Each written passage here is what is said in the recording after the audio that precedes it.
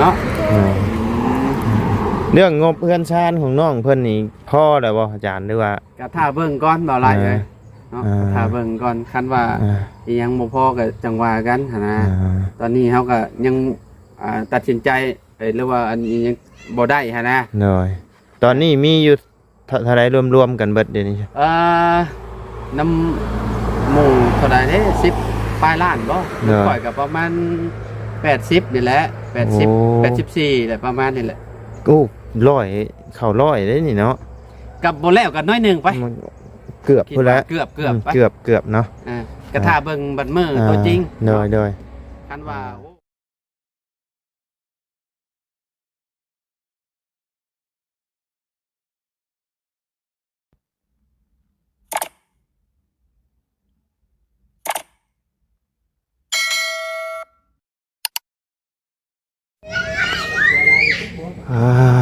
โทษเนาะพี่น้องเอ้ยมาบัดนี้เนาะขนาดท่านได้ทาสีได้นี่พี่น้องเอ้ยงามคักกะลีเนาะโทษสบายดีเด้อเนาะทางน้องแต่งจริงโอ้มือได้สิขึ้นนี่มันที่21เพิ่นสิปูทันอยู่บ่นี่นะปูนี่3 มื้อเพิ่นว่า3 มื้อมื้อนี้มันที่15บ่6 มื้อโอเคยังอีก5 มื้อ6 มื้อเนาะอีก5 มื้อเพราะว่ามื้อที่6ขึ้นเด้โอ้กะโลก็มาได้เนาะเอาเลือกเป็นสีขาวเนาะเจ้าเลือกเองบ่นี่อาจารย์ลาวเลือกให้โอ้คักๆพี่น้องงามสีนี่งามนะบ่าวก็มักคือกัน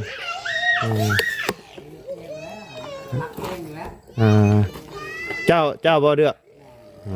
งามสีนี่ฮะงามถ้าท่านได้ทาสีได้นี่ท่านทาสีให้งามได้นี่เพิ่นสิทาสีก่อนบ่แน่ได้นี่เพิ่นสิทาสีก่อนบ่จังปูนี่โอ้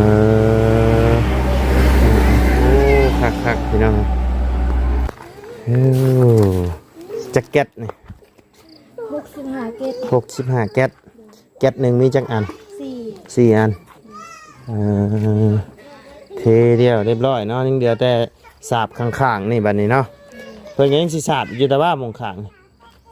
สาบได้เนาะไปพาระบายย่างเลาะเบิ่งหน่อยไปทางนี้ก็โดยสบายดีเด้อเนาะนั่งแยงเฮือนงามอยู่เนาะสบายดีเด้อโอ้ดีใจนำเขายังสิปูกะโลเป็นอย่างนอกเพิ่นกระปูวัดนั่นแหละปูกะโลให้บอกก็เป็น4เพิ่นก็อัดตัดกะโลใช้โอ้พี่น้องเห็นหน้าทางเนาะบัดเพิ่นตกแต่งงามเสาเนาะย่อยฮอกกะลีบาดโอ้คักๆพี่น้องไงมีเงินเปิดห้านขายบาดนี้ในใจอยากเปิดโยฮู้จักอยู่บ่ทอนเงินทางนี้ยังบ่ได้เอาเนาะทางนี้เนาะยังนี่นี่นะ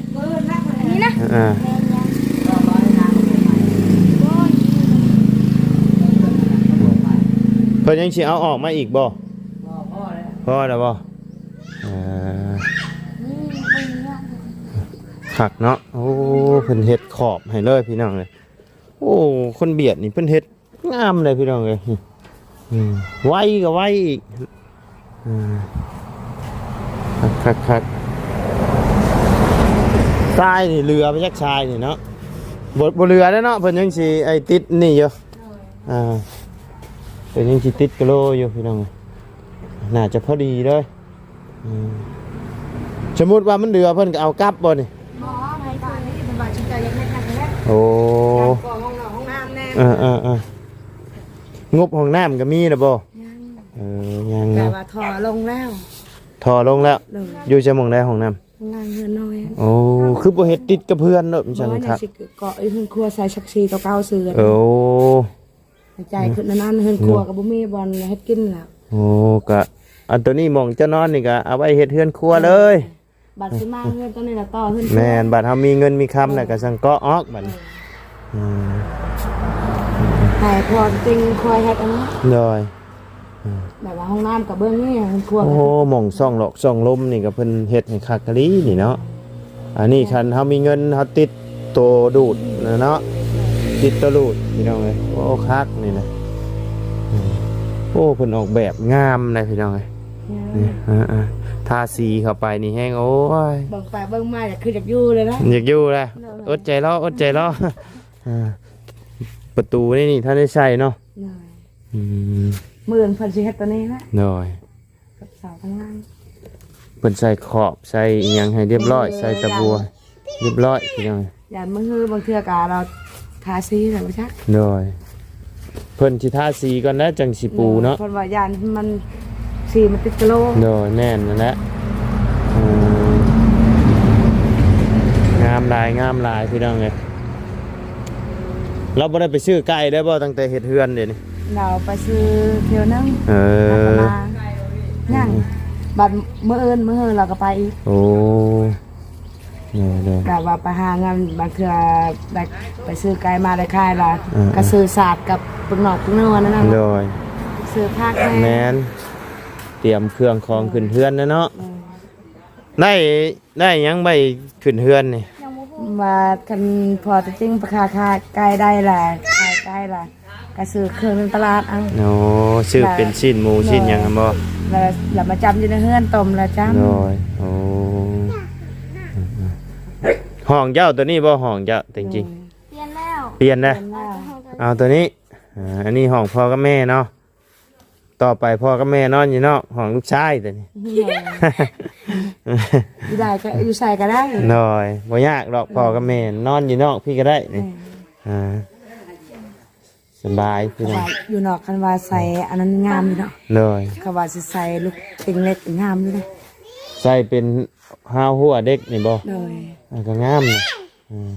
ตารางไหมชุดตารางเลยไหม บ่คันสิว่าสิเฮ็ดคันเฮาสิเฮ็ดนั่นแหละคันสิเฮ็ดหม่องค้าขายได้เฮ็ดประตูเลื่อนเอาก็ได้อืม เอาไหม เฮ็ดประตูดูด สาม อืมอืมคันสิเด่นเนาะไปพาเบิ่งรอบๆนะตัวในนี่เพิ่นเทไปหึงนะบ่เทมื้อนี้เบิดบ่ อันนี้แล้วก็เศร้าอันนี้ฮักกับระหว่าง10 โมงเนี่ย โอ้โอ้คักพี่น้องเอ้ย น้ำใส่แล้ว ใช้เบิ่งค่ะไปเราไปเบิ่งไหม เสานี่แต่งสมีบ่ ได้ เสาฝั่งที่นะ ด้วย แต่งในสมีเนาะ เพราะว่านั่นเพราะว่าเสาเป็นเสาลอย ทางย่ำทางย่ำมาเห็นงามไง ใช้ ทั้งคุณ อันนั้นค่อยจังถามนะ เจ้าเก่านั่นเลยนะ อ๋อฝั่งนี้มันนั่นมันเป็นเสาแต่งยามันคุออก บ่แม่น โอ้นี่เพิ่นโอบขึ้นให้อีกอันนี้เนาะอืม โอเคเอาสมีก็โอเค โอ้คักนี่นะ ฮะ โดยสบายดีเด้อ อะไรเป็นอะไร เบิ่งเฮือนงามนี่แหละโอ้คักโอ้คันมีเงินนี่ให้คนเบียดได้ออกแบบให้เฮ็ดให้งามเลยจัด แม่นสุดๆแล้ว แม่นเพิ่นตกแต่ง เฮ็ด ให้ บ่ ดี เรือนหลังหนึ่งก่อนสิไปฮอดเซโปนน่ะเลยต้องชามขึ้นไปน่ะ โดย ก็คือกะลาวนี่แหละเป็นคนเฮ็ด โอ้ มาแล้วคัน อยู่บ้านทุซานในกำลังนึง โคตรรู้เลยกันนะ 600 ล้านแล้ววะ 600ล้าน เหนื่อยงามชามเฮือนหลังนี้แต่ว่ามันยาวออกก่อน โดย หอดเฮือนน้อยนี่ สุดๆเวียดเฮ็ด นี่ ย้อม แม่นงาม งามไว้เนาะล่ะเฮ็ด แม่น เพราะว่ามันเป็นเสาหมื่นนั่นเองถ้าจะแต่งลายก็ตกออก เออ มันอัน เป็นเสาหมื่นเป็นนักลาย ใช้ห้องน้ำคืออยู่ อันนั้นละลุง เออ อันนี้เฮ็ดมันนี่ สิเฮ็ดหม่องนี้ แต่เฮ็ดบ่นี่ เอออืม ใจ นี่เปรียกเทาะนี่เลย โอ้มาแข่งโลกแท้นี่ เหนื่อยงาม เนาะ เหนื่อย อ๋อ มันตกในงามมันตกไปมันเป็น ซ้ำสิกินกับแกงหน่อไม้ ใครละบ่มักใครมักกินชุกมัน เฮ้อกินตอนชุกกินได้ดิ แสบเดี๋ยวบ้านน่ะ เอ้าช่างว่าแท้ มันมันเรื่องแบบนี้ใส่ไปกินทะเลมันเรื่องแบบนั้นเลย แม่นบ่ บ้านน่ะ ว้าวไปได้เลยค่อย บ้านซิมลองมึง โอ้ยบ่เคยนะเฮาคันหมักชุกมันเฮาบ่เคยกินจักเทื่อ ในสุกเรื่อง ให้กินมึงดู แม่กิน มันหวาน โอ้ยหาจิ หลา เคย ตัวเน่า หาจิเคยเห็นนะข่อย เอ้า เออเน่าว่าเด้อไปเอามาไหมตัวชุกน่ะ น่าจะจริงหน่อยบักอ่ะ อันนี้เด้ฮะพ่น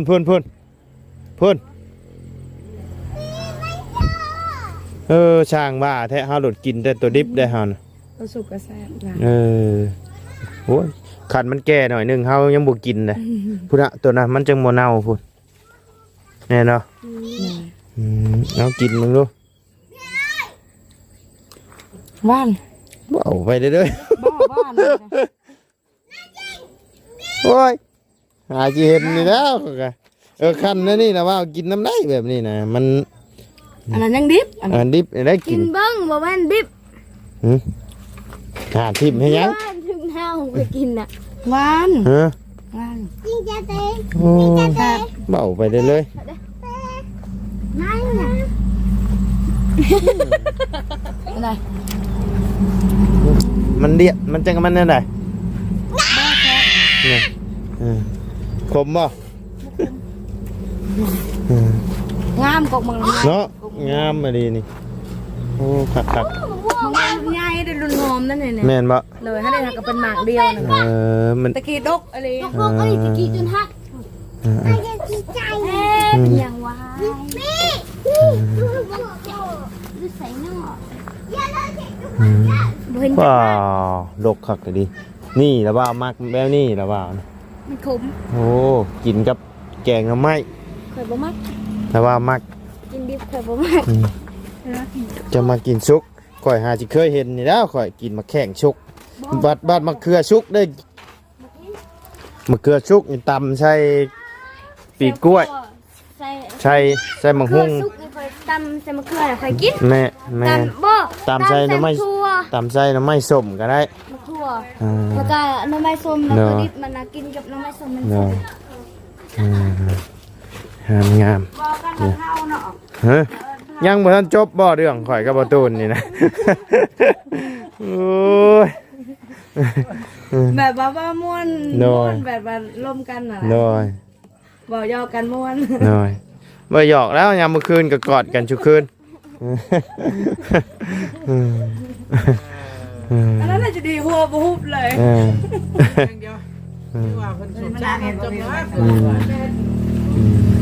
ไอ้มันเป็นได้ไร โอ้เคย ไอ้นี่เพิ่นก็ต้องทาสีไปแล้วนี่เนาะ กี้นี่เคยเข้าพุ่นนะเคยเหยียบ เหยียบ มันยังบ่แข็งเด้เจ้าเข้าไปเหยียบบ่เหยียบเพิ่นก็บ่เป็นหยังแต่ว่า ก็คิดว่ามันแห้ง ยังบ่แห้งดอกเพิ่นหาสิเทเด้ เมื่อนผู้ได้เก่ง มื้ออื่นพอดี แล้วว่ามืออื่นยังมือ เราบอเราสิแต่งเสาแต่งหยังฝากนั้นยังบ่ได้แล้วบ่ได้ต้อง พังนี่ใหญ่เนาะสาวพังนี่เนาะ ฮะ พังนี่บัดใหญ่สาว มันแบบคือที่หู้และเสาฝากนั่นมันยับเข้าไปข้างใน อ๋อ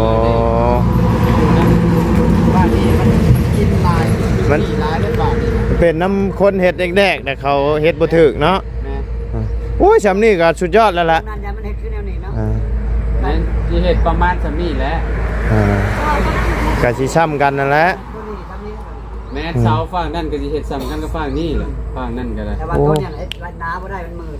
แม่น แต่ เฮ็ เบิ่ ด งนี่ตัวนี้มันง่ายตัวนั้น มันเห็ดหลายเถื่อเลยตกลงมันเห็ดหลายเถื่อเลยตกลง จับบ่อยู่ติ เข้าใจหลายมันหนักเลยมันตกลงมันเป็นเสาเมินเสาเขาคัดมาเลย แม่นก็เจ้าคัดมัน คัดมันเรียบร้อย เราโอบปูนเม่นไว้ก่อนน่ะเห็นบ่บ่แล้วเราอันสิมาจับไหม มาอยู่แล้วเลยโอ้พูดแบบ เอาแล้วได้ซำนี้ก็ โอ้ยชุดแล้ว เฮาขนาดว่าเฮายัง ได้ใช่ หา ไหม บ่ได้เลยซำนี้นะ พ่อบอกแล้ว เออ ให้หาตลอดชีวิตกันมียากอยู่ บ่ได้ดอกข่อยว่าเอาดิ ว่าเอาลีเอาไร เออย ากเลยเด้ เออ หาเงินมาเฮ็ดเพื่อนนี่ บ่ได้ แมนอืม คือว่า ถือว่าเป็นบุญของ จริง แต่จริงๆเพิ่นได้นี่อ่า เพื่อนนี่ก็ยังให้อยู่นํนั่นแหละนํกันเบัดทุกคนนั่นแหละ อ่า สมมุติว่าอันเฮ็ดอิหยังเบาไร หืม อ่าอืมกรรมสิทธิ์จ้ะ โดย สิใส่เบิดทุกคน โดย แบบว่าแบบผู้ใดผู้หนึ่งไปก็คือแบบจบแบบ โดย บ่นั่นหั่นน่ะ อืม เก็บใส่ไปเลยมีไผมีผู้ใดก็ใส่ไปแล้วจริงๆ เอาเฮือนหลังนี่เป็นเฮือนอันกกเฮือนเข้าใช่เนาะ เฮ็ดให้ครอบครัว เฮ็ดให้ครอบครัวซะอ่า ถ้าน้องจริงๆไปมีครอบครัวกับป้าให้พ่อให้แม่อยู่ อ่า เนาะให้น้องให้นุ่งอยู่ หรือว่าสิเอาผัวมาอยู่พี่ก็ แล้ว ชุดแต่ แต่น้องเพิ่น อืม เฮา อืม เฮาเพราะว่าเฮาก็บ่มีสิทธิ์หยังอยู่แล้วเนาะ โดย เป็นอันในนามสะพานบุญเด้ แม่น แต่เฮาก็อยากให้อยู่แบบมีความสุข แม่นอยู่หักแพงกันเนาะ อืม บ่อยากให้มีหยังหั่นแหละ โดย ปัญหาหยัง อ่า เนาะเอา ถือว่าสุดยอดแล้วนี่ก็อืม พูดแล้วว่ามื้อคืน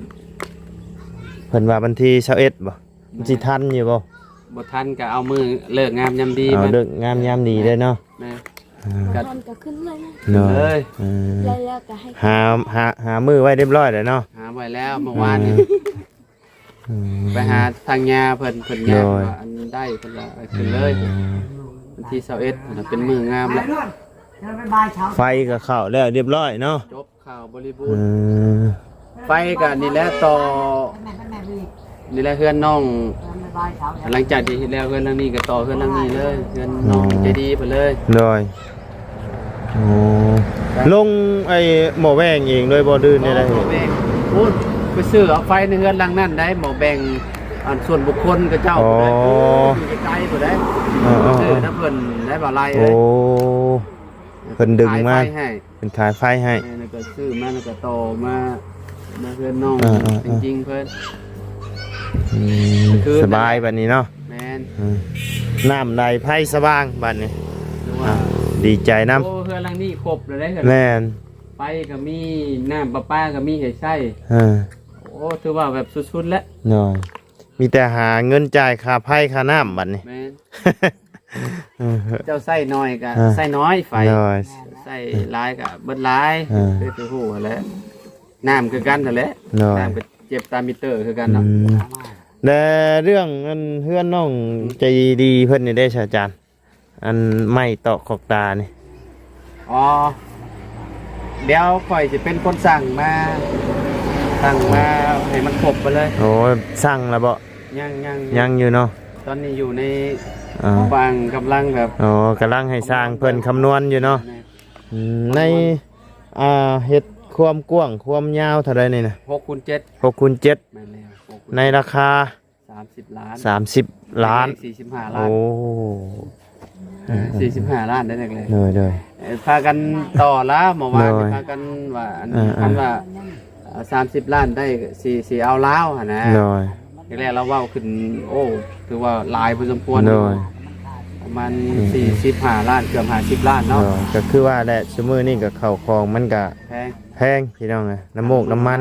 เฮาก็ฮู้กันอยู่ อีกอย่างหนึงก็เฮาแบบจ้างขาดเลยเด้ โดย อาหารการกินก็อยู่น้ำเพิ่นเบิดเพิ่น โอ้จ้างขาดเลยบ่ แม่นอาหารการกินแบบแล้วแต่เพิ่นเลยเพิ่น โดย หาให้มากินก็แล้วแต่เพิ่น ก็คือคันเฮามาเฮามีน้ำจิตน้ำใจเฮาก็ซื้อเนาะ โดย คือปกติเฮาแหละเนาะ คือปกติจำเฮาแหละ เอ็มดอกเอ็มร้อยของฝากของต้อนเฮาบ่มีแล้วก็ ม่น แล้วพี่น้องเอ้ย แล้วก็บอกเราได้บอกให้ โดย เราคล้องเนาะ อ่า 30 ล้านล่างตีนก็อยู่อัน โดย ทาซุงทาสีให้ครบเรียบร้อย คร นะ บหมดเลยเนาะ แม่น โอเค ตามนั้น มีแต่อุปกรณ์เฮาซื้อให้ แม่นอุปกรณ์เฮาซื้อให้ อ่า ของเฮา หน่อย มีแต่ขาเฮงก็เจ้ามาเฮ็ดให้เฮา หน่อย เท่านั้นแหละมัน อืม เราก็ว่ามีงานอยู่เราก็ได้ เนอะ เราเห็นงานอยู่บ้านอันนี้เก่งดวงนี่ตอน อ๋อ เราก็เห็น คือว่าแล้วเราก็ เห็นป่ะ ฮะ เจ้ากายมาจะเห็นบ้าง แก่งดวง เห็นเพื่อนดินเก่งดวงใกล้ๆน้องปูนาเด้ โอ้ เพื่อนดินหลังใหญ่ๆ โดย แต่ข่อยก็ยังบ่เห็นลาวเห็ดดอกเราว่าหลังใหญ่ได้อล่ะ อ่าเคยเห็นแต่เราเห็ดงานไหมเนาะ อ่า ไม่ อันงานไม่ ยอมหับแล้วอยู่ แม่นงานไหมถือว่าละเอียดดีโยพี่น้องไงแต่ว่างานปูนนี่เฮายังบ่เคยเห็นเคยเห็นแต่เราเฮ็ดห้องน้ำให้น้องปูนาแหละกะ มันห้องน้ำอะนะแต่ว่าเฮือนนี่เฮาก็ยังบ่เคย เพื่อ เห็ น น มันผันนอกมันลัง มัน ไง แม่นมันก็แบบมันก็บ่คือกันพี่น้อง คือกัน บ่ฮู้ว่ามันสิออกมาแบบใดเนาะแต่ว่าคันขึ้นคำว่าสร้างเนี่ยเพิ่นเฮ็ดได้เบิดแหละพี่น้อง ก็โอเคอยู่สำหรับงานใหม่ งามสำใด แม่น อ่า อ่า ก็ถ้างานใหม่นี่ยอมรับ แม่น ว่า แม่น ฝีมือเราโอเค โอเคอ่า แต่การอยู่ในอันการต่อมุงต่อไม้เราก็ โดยแม่น อันนั้น ที่ว่าเขาจ้างเรามานี่มีเฮือนไผแน่เฮือนน้องปูนา เพื่อนน้องปูนานี่ เฮือนน้องน้ำ เพื่อนน้องน้ำเพื่อนประตู7 ปี ประตู7 ปี แล้วก็เพื่อนไผอีกที่ทีมงานเขาจ้างเรามาเบิดแล้วติ เบิดแล้วเนาะ บ่มีแล้ว แล้วก็ ที่เห็นที่ เฮ็ด รามา ห้องน้ำเฮือนครัวน้องไส้นี่เล่าบ่แม่นบ่ แม่นกับตอนนั้นก็บ่ปานใดเฮ็ด อ่า ห้องน้ำ โดย กับเพื่อนครัว โดย เป็นงานปูนเด้ แม่นเป็นงานปูนพี่น้องแม่นเล่าบ่ แม่น อ๋อ ตามเรา ถือว่าเราหาสิเฮ็ดแบบเต็มรังเต็มระบบนี่มีอยู่3รังเนาะ แม่นมีอยู่3หลัง อืม ถือว่าก็โอเคเลยนะ โอเคโอเค ไที่มือสำนัน โดย ใส่ได้แล้วพี่น้อยเนาะ มีแต่เฮามักแบบใด แม่น เฮาก็เอาแบบให้เราเบิ่งเนาะ แม่น อ่า แล้วเพิ่นก็สิเบิ่งตามนั่นแหละ โดย ทรงก็ทรงคือเฮือนน่ะเจืองอ่ะเด้ก็ เนอะ เดินแบบนั้นแหละขึ้น อ๋อเอาทรงเฮือนน่ะเจืองบ่ แม่นเอาขึ้นทางเดียวกันบัน อ๋อ ได แต่ว่าบ่ได้เฮ็ดเสาต่อบ่ บ่อา เฮ็ด สาไป เสาในนี่เลยเนาะ เสาประกบ เน คือ อะ เฮือนประตู7 อ๋ ปี อ แหละ เสาประกบเนาะ แบบนั้น อืม มันจังแน่น โดย เวลาลมยังมาจัง อืม บ่ย่านปานใด เพราะว่าน้ำแถวนี้ก็เคยท่วมอยู่บ่แต่จริงๆอ๋อก็ บ่ โอ ท่วม เค แล้ว โอ เนาะ เคเนาะแต่ว่า บ่ท่มเนะ เฮือนเจืองบัดน้ำท่วมคือน้ำเคยท่วมเนาะ มันขึ้นมามันน้ำท่วมแล้วแถวนั้น โดย แบบแมนรู้ด้วยอันคิดว่าน้ำสิมาแบบขึ้นมาสูงก็คือสิบ่ท่วมเนาะเขตเดียวนี้เนาะ ก็สู้ บ่สูงเนาะ ก็สู้ อืม บ่เคยท่วมเนาะ เนาะ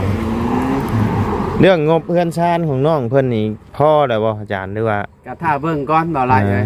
เนาะ อ่า ท่าเบิ่งก่อนคันว่า อ่า อีหยังบ่พอก็จังว่ากันหั่นนะ อ่า ตอนนี้เฮาก็ยังตัดสินใจ